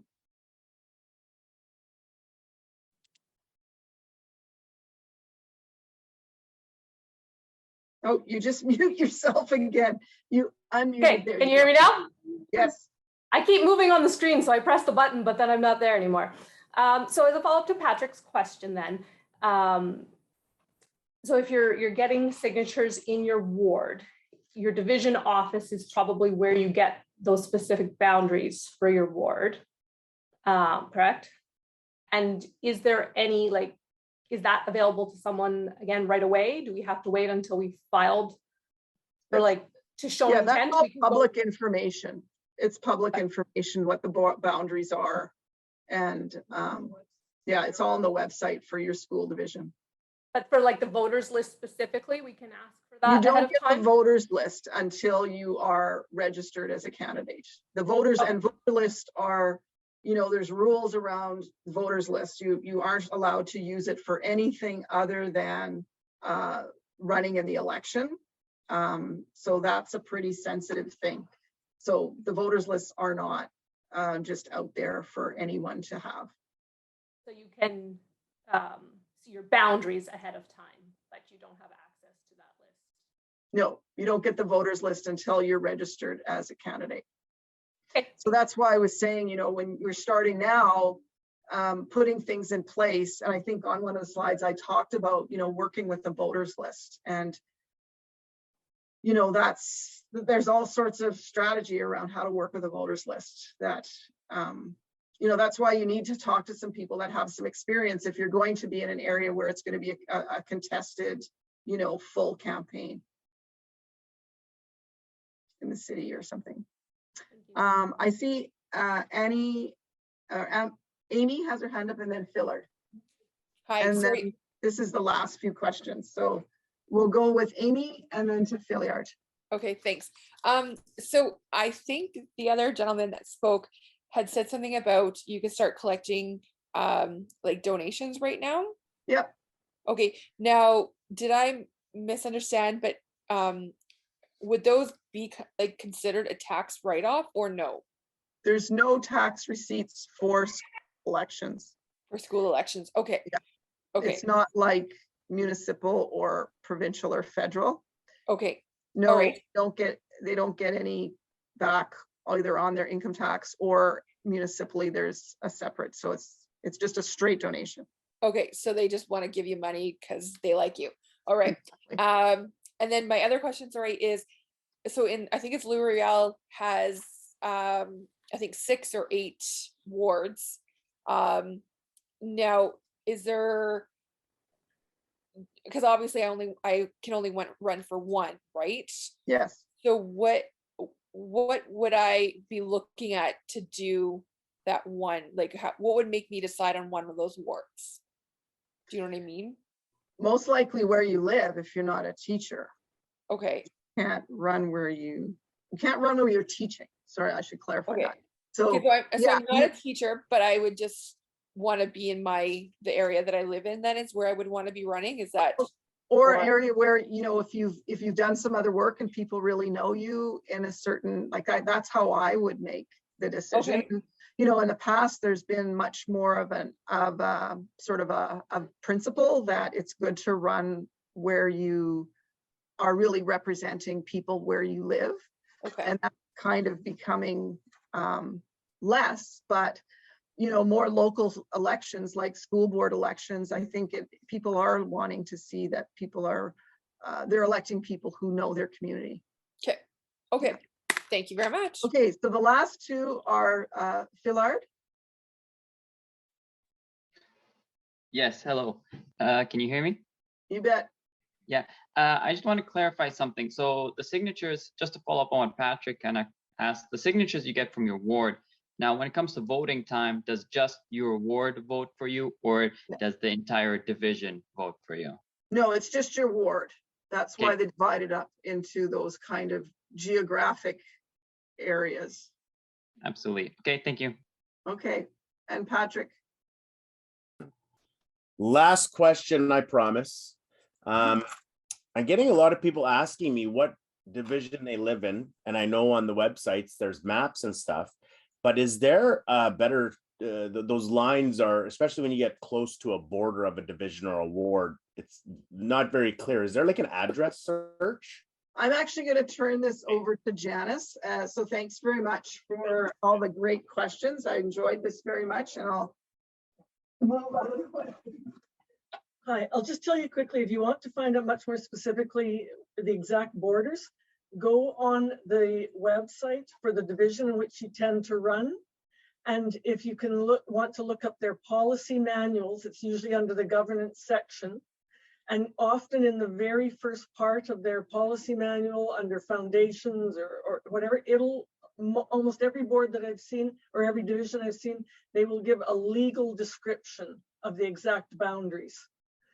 And if not, you could also just try asking at your division office. And one other quick point about running in your own ward, the wards are really just for electoral purposes. Once the election is finished, you serve your entire division. You are not looking after just your little local school, the school that you went to or something like that. You're going to be asked continuously to think of the entire division and not just base your decisions on, you know, what's best at the school next door or something. All right, well, good evening, everybody. Normally when somebody starts out doing something like this, the most enticing thing is to offer you a 2-for-1 sale. I'm going to offer you a 1-for-2 sale, which means I'm going to effectively cut out half of the slides that I intended to deliver tonight in order to make sure that you're comfortable, because I just spent the entire week on a virtual seminar, and I can tell you there's nothing worse than 4 hours of sitting down. So here we go. This is my first time using, here we go. Okay. So unfortunately, I'm just going to bridge a little bit from what Marianne said about fundraising. We don't have a trustee tooth fairy, unfortunately, but I can tell you what I'm about to share with you is not going to be like pulling teeth. So Marianne shared her top list of different tactics when it comes to fundraising. We're going to have all of these websites for you, so you don't have to be writing notes or anything else like that. In fact, you can tune me right out if you want. But in any case, there's a list here of 23 different things that you can do in order to raise funds, and you can go to that website. If you click on each of those, there's this detailed descriptions of what each of them involves. So it's kind of like your boot camp for fundraising, and I would definitely encourage you to go to that site. When somebody asked in the last little while, should we get started now? Yes, because you'll see number 18 here, pledges. If you can get people to donate a certain amount over 4 months, for instance, and commit to do that, then it's a lot more effective for you than asking them to do $200 in one fell swoop, but somebody might give you $50 over the next 4 months. So that's just an idea. It's better, as Marianne said, to get started as soon as possible. I think a lot of you know that there's some major virtual fundraising sites that you can use, and Marianne alluded to this too. Here we have GoFundMe.com, definitely an easy user interface. You just click on that magic button saying start a GoFundMe. It walks you through all the different steps, and then off you go. And frankly, if there's enough people who come across your fundraising profile, they might donate to you even without even knowing you, because that's the strength of GoFundMe. Another one is fundraiser.com, and you can see that here. Again, very easy to use interface. You get started by clicking on that button. And what I found from looking at some of these sites is that Fundraiser, for instance, has a success guide for your personal fundraiser. Lots of great tips in there about how you go ahead and do that. One thing that Marianne talked about was that raffles weren't as applicable to elections, and that's absolutely correct. The only qualification I would say is if you're planning to do an event like a social, for instance, or a fundraising event, you can get a social occasion raffle just for that particular event. So if you go onto this website here from the, I don't even know what they're calling themselves anymore. It's like the Liquor, Lotteries, Gaming, Cannabis Authority. We'll put every vice in the name. In any case, you see that you cannot give away cannabis as a prize. So that's unfortunate, but hey, you know what? Here's the list of rules and everything else that you need to know if you want to host an event and do a raffle. So that's good for your back pocket too. Now, I talked about a wedding social. When you're running for politics, it's a little bit like you're in the running to get married, frankly. You're getting married to your community. And in your case, as school trustees, you're going to watch those kids grow up together with your community, and it's going to be the most beautiful relationship you've ever had. I guarantee you. Now, on to my particular portion here. Welcome to social mayhem, or media, sorry. Now, this is where we definitely don't have half an hour. I was going to walk you through how to get started on setting up a Facebook page, how to advertise using your Facebook page, how to become authorized to run election and political ads using Facebook, how to optimize your audience and reach as a trustee using Facebook, how to create posts and stories, how to further leverage your Facebook presence through community and special interest pages. Now, evidently, I don't have the time to go through each of these. The good news is you can skip some of my ingredients for this magic recipe and you'll still get to the final prize, which is your own Facebook page. And you can log into our website. I will put all of my notes and these slides together and you can follow it like your own virtual cookbook. So it'll be fun. So what follows is a whole bunch of snapshots of where you need to go on Facebook, particularly in order to get yourself set up. Now, there's a reason why I've honed in on Facebook. I encourage you to use any platform that you have access to. If you want to do Twitter, if you want to do YouTube, if you want to do Instagram, as well as Facebook, they're partnered, by the way, so you can easily link them up, by all means.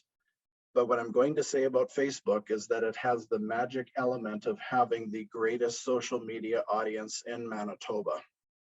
So I'm going to go through these slides quickly. I'm not going to explain them. All I'm going to do is highlight for you that where you see my roughly drawn blue squiggly highlights, those are the links that you need to click on step by step in order to get yourself set up. Now you might be asking yourself, why is he spending so much time talking about getting set up on a Facebook page? I already have a profile, isn't that good enough? No. I can tell you right now that a page is a lot different than a profile. And it really wasn't until we had to launch our own page as an association, right when the advent of Bill 64 was happening, that I really understood what the difference was between the two and why a page becomes so powerful as a tool. So here, once you get to the page website on Facebook, you'll have to, in this section here, create your own page name. I think last week we talked about what memorable handles you might use in order to draw your community's attention to your name. So here I'm just using, of course, the anonymized Jane and John Q. Public for School Trustee, but of course you'll fill this out according to your own particulars. You can choose categories, you can choose your own description. So as you're typing all of the data that you want to appear on your page, it's going to show up for you in real time in the desktop preview section. So that'll make life a lot easier for you. You can pick a category. So here you can see there's 3 that came up for me when I was setting up this kind of fake campaign Facebook page: public and government service, public school, political candidate. But any one of these is interchangeable. So if you want, you know, that magic byline underneath your title here to say something else, put it in the first place in the category and it will show up under your name. Then you type your description. This has to be something pretty small. You can see here that the character limit is 255. So it has to be a short little write-up. So here I've just written something, you know, that'll be an eye grabber. It tells people when the elections are and why you're running. And again, it shows up in real time as you're filling out the details. So next is to have the fun task of picking an image, whether it's a photo of yourself or something that generally represents everything that you stand for, that you're going to use to create your page. And that is going to show up when you drag and drop or access your profile picture and your cover photo here. So what am I talking about? Now, don't be alarmed, Janice Philman is not running for school trustee. I was tempted, however, to write Janice Q. Public for school trustee just as a mock-up for this, but no, I didn't do it.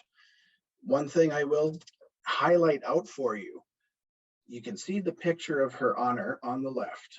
It's a full spread of the throne. What happens is Facebook will crop the image, and what you see when they've cropped it is only the middle portion of the image. So make sure when you put your image in there that your face or your body are visible in that round circle, or else they might zero in on the Canada flag, the Manitoba flag, for instance. You just want to make sure everything is set up right. Then if you want to do the other piece, that would be the cover photo. The cover photo shows up, and here's an example from our MSBA page. It can be anything that you want, whether it's a photograph, a single photograph, or it can be a banner and a poster style like this that has information about when the election day is and maybe your name and what you're running for. Here you can see that I've dropped another goodie of Janice in with children to convey that she's really interested in serving as a school trustee. But you can do anything. So really, in a nutshell, that's it. Ready, set, launch. Your Facebook page is ready to go. Now, the next little bit though, wait. I'm going to talk about the challengers. There are lots of opportunities, but also many challengers when it comes to operating your own Facebook page. So again, I will have all of this online for you when it comes to scrolling through all of the 13 steps that are needed to set your page up for success. And I promise you, it's not that daunting of a task. In fact, it's very straightforward. I'm going to have tips and recommendations around what you might want to add as you go through each of those.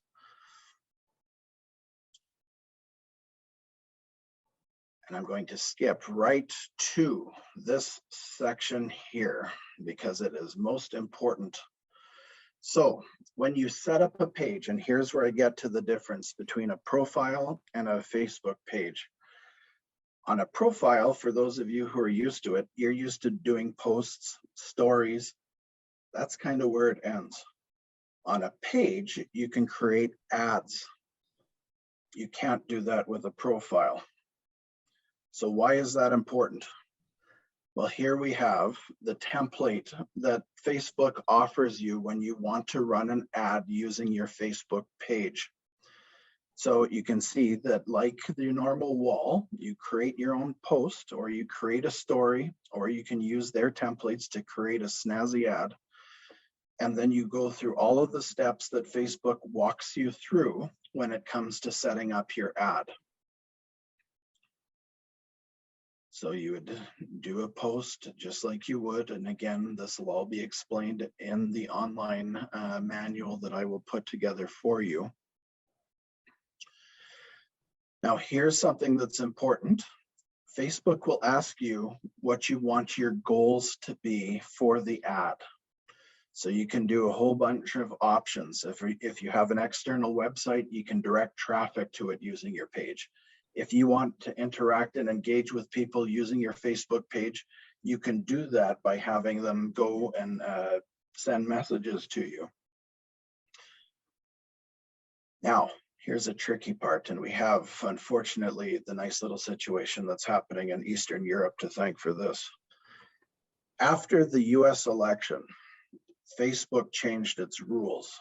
So from here on in, anybody who wants to run an ad related to elections or politics has to identify the ad as being related to credit, employment, housing, social issues, elections, or politics.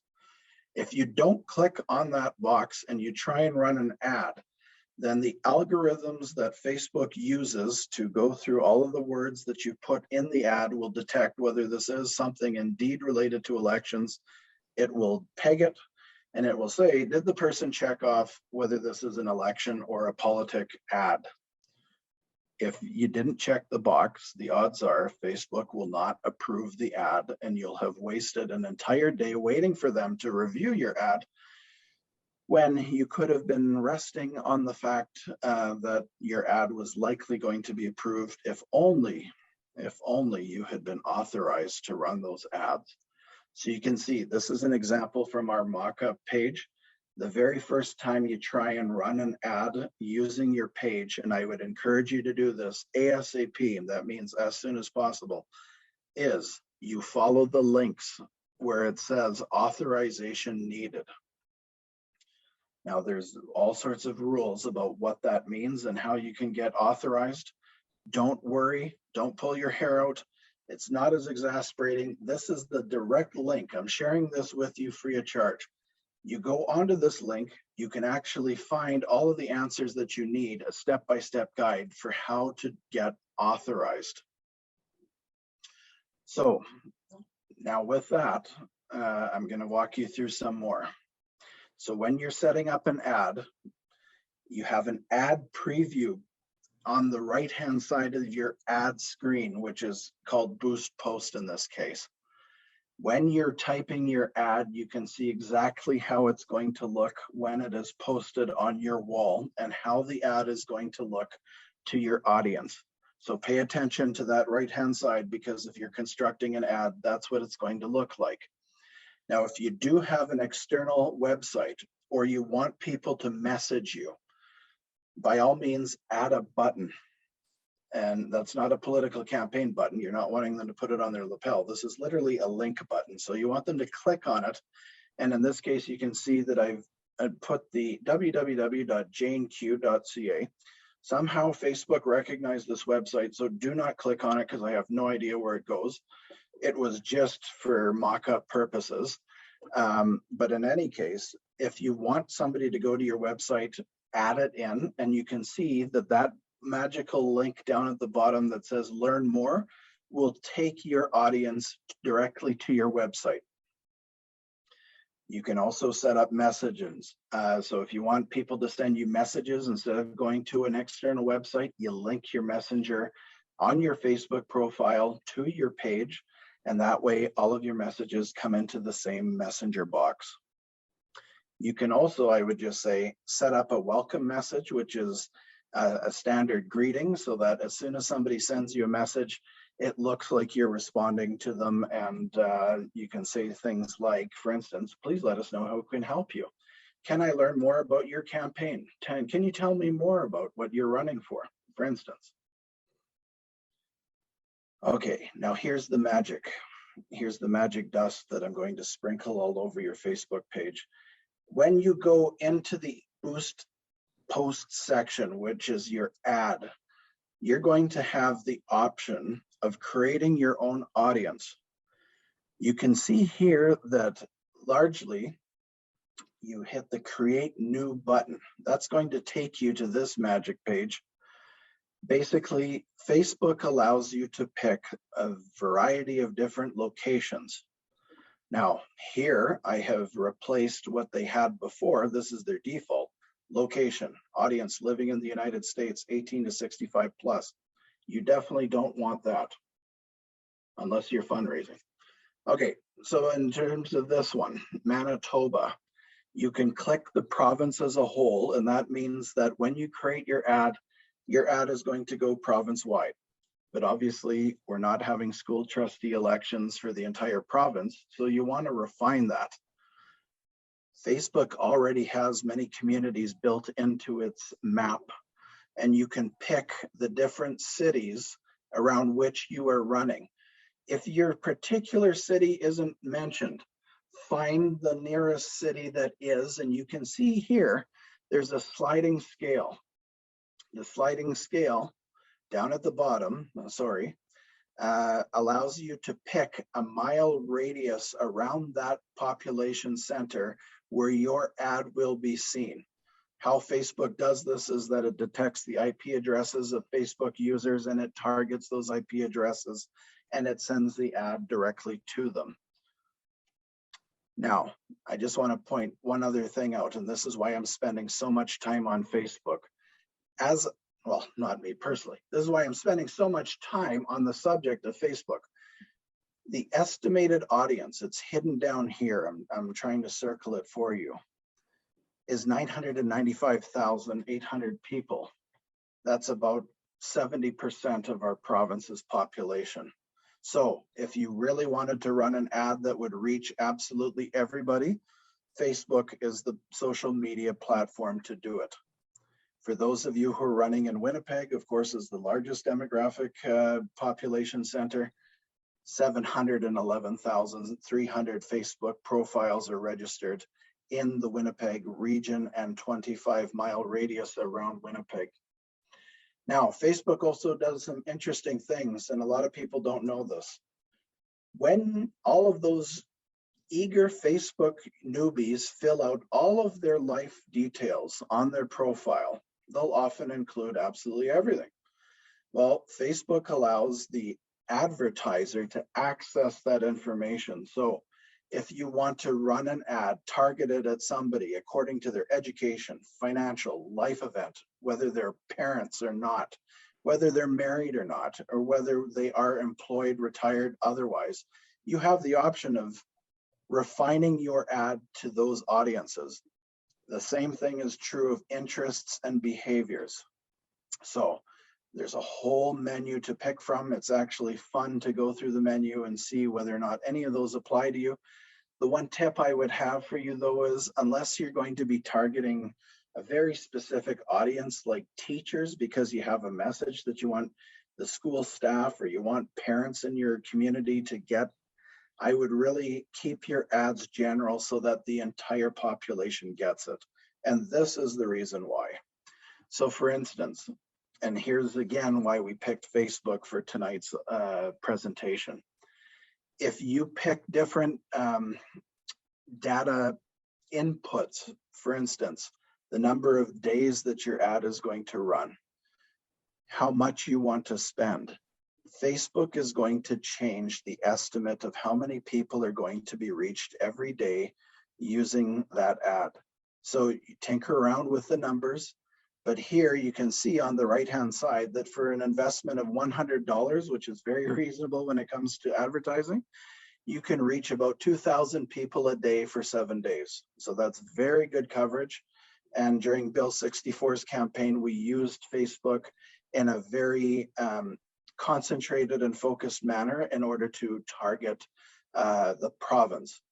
Now, for those of you who are IT gurus, I don't know how to do this. I'm sorry. If you have a webmaster, though, they will. And if you have your own website, this is the place to do this. Facebook also has a little device called Facebook Pixel. It's actually quite scary. Now, we did this once, only because it's so sophisticated, and I myself am not an IT guru, so I don't know exactly how it works, but what I've been told is you can actually set up a meeting. In fact, we did this. I had somebody on the phone from San Francisco, and they walked us through how to set up the Pixel, which meant that my webmaster had to be in the room with me at the time. The Facebook customer service representative took lines and lines of code and sent them to my webmaster and said, okay, now embed this into your internet site. And she did. And apparently what it did was it tracked who visited our website using our ad, and it would send all future ads that we placed to those people who had gone from our ad on Facebook onto our website. So it's fairly, it's like those invasive aquatic species. Make sure you scrub your boat if you don't want to be followed. But Pixel is a very, very important tool. There's many ways to promote your Facebook page. I'm not going to go through all of them because, again, you're going to have all of this. The one thing I'm going to say is you can do different things that lots of people don't know. So for instance, if you've ever had an ad that's getting a lot of traction, you know that the trolls are going to be out there. Who's a troll?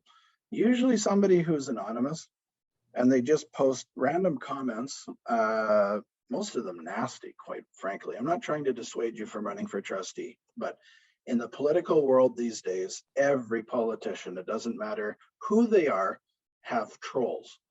You can shut the comment section off on your individual posts as long as they're posts on your wall.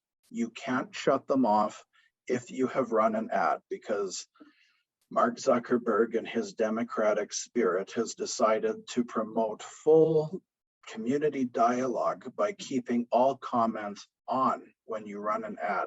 So you can't shut them off, but you can if you're just posting information on your page and you just want to advertise things in your community.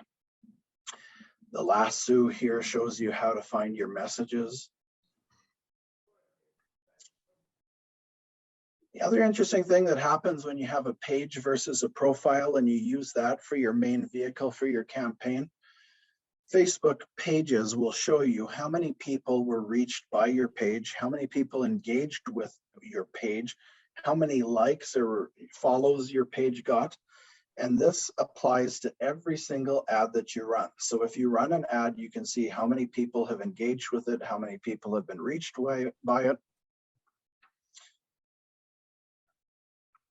And one thing I would say is, if you want to add a personalized touch to your page, and we know this from our personal experience, do a video of yourself addressing your community, do a campaign video, put it as a post on your Facebook page, and then go to this section here, which is pin to the top of your page. That way, everybody who goes to your page will see that video post first. You can post all sorts of things as the campaign unfolds. It will show up underneath, but the video will always be pinned to the top. So that's what people will see when they go onto your page. If you want to address them in a meaningful way, that is the way to do it. Last but certainly not least, many of you are involved in your community. Facebook is a virtual world.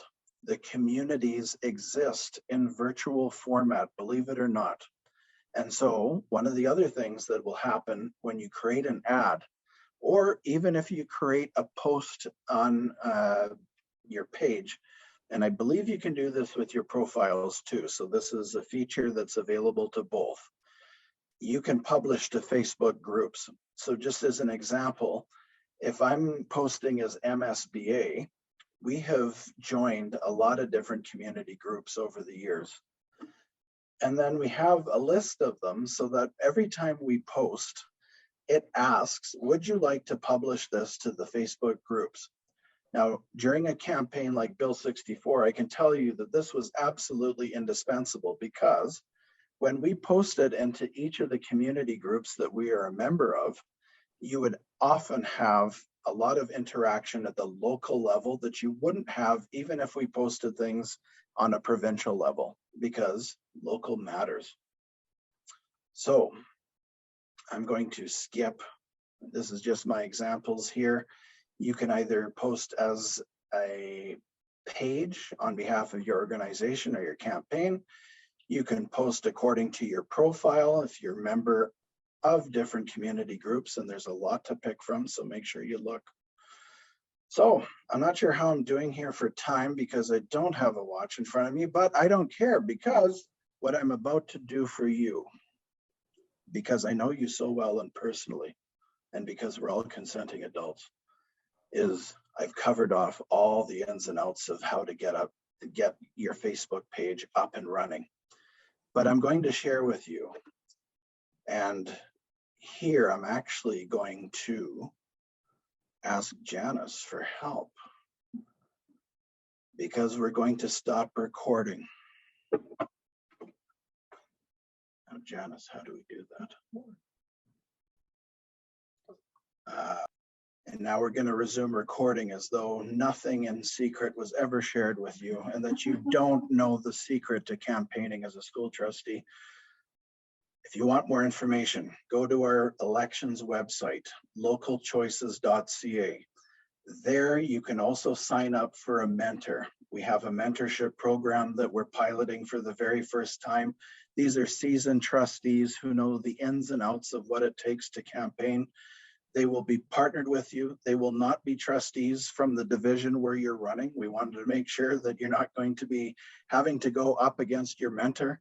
And for that reason, when you click on the link that is embedded in that page, and I believe it says Andrea, you can send Andrea an email and tell her that you're interested in signing up for a mentor, and we will pair you with somebody who can help you day to day as you run your campaign, filing your nomination papers, questions that you might have, or any other matter similar to that. Lastly, when I was whispering to Marianne about the limit for fundraising, I want to provide an important qualification, because I didn't want anybody to get scared off by the upper limit. $25,000, folks, is what it now takes in this province to get elected as an MLA sometimes. So don't raise well, I won't say don't raise $25,000. If you have the ability to raise $25,000 for your school trustee campaign, that's fine. I know there's one trustee that I know of in Winnipeg who raises that amount of funds, so full disclosure. But for the most part, we are the most grassroots form of democratic engagement that still exists on this continent. And for that reason, anyone of any background can run a school trustee campaign, whether you have 1 cent or $1 million in your account. So with that, I thank you for your interest. I know that it's quite late, and for that reason, I would direct all of you to submit your questions either to myself, and we will endeavor to follow up with you directly. We're always here for you, and we will again channel those questions that you might have, whether it's for Nicole, Greg, or Marianne, or even for last week to Sandy and Floyd, to the right panelist as part of our series, and we will definitely get those answers to you.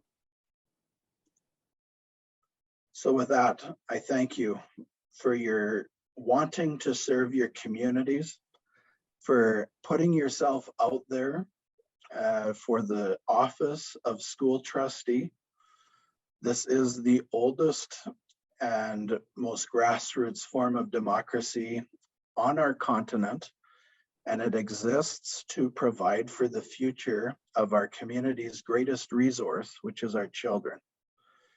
And so I really encourage you that whether you're successful or unsuccessful, the level of satisfaction that you will gain from being on the campaign trail and going and putting yourself out there, even if it means laying the foundations for a future run at school trustee, is definitely worth your while.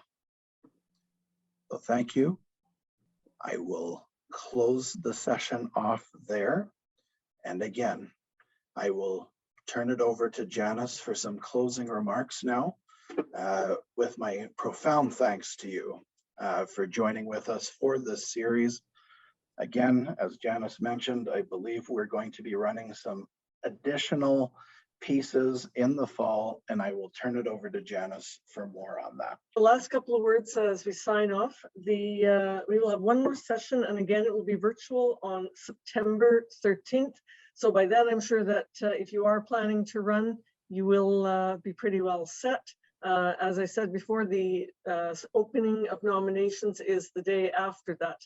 So join us on September 13th, virtual session. And as you said, you can also you can go on localvoices.ca to access our elections page, or you can also find it on our just on our regular mbschoolboards.ca. So with that, I will end it there. Thank you everybody for joining us, and happy campaigning. Good night.